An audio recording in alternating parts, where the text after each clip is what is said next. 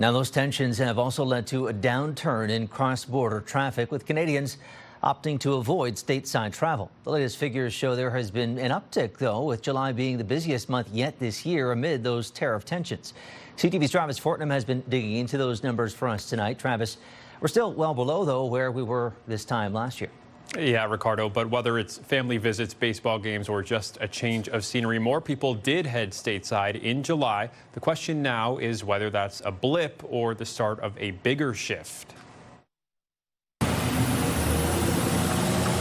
After months of boycotts at the border, traffic into the U.S. ticked up in July, still down from last year, but the highest we've seen so far in 2025. Political science professor Jamie Essex points out that's a trend we always see in the summer. The trend is the same. There's just fewer people.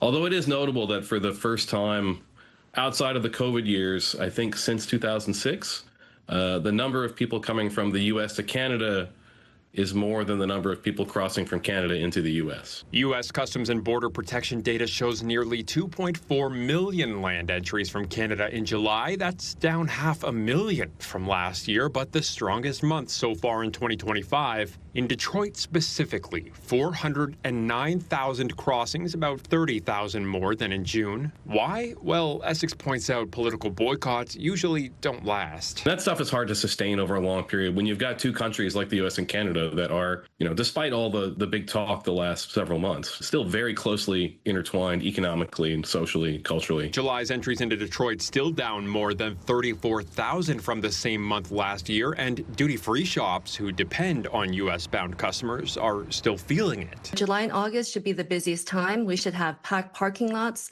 We should be making money for the slow winter months.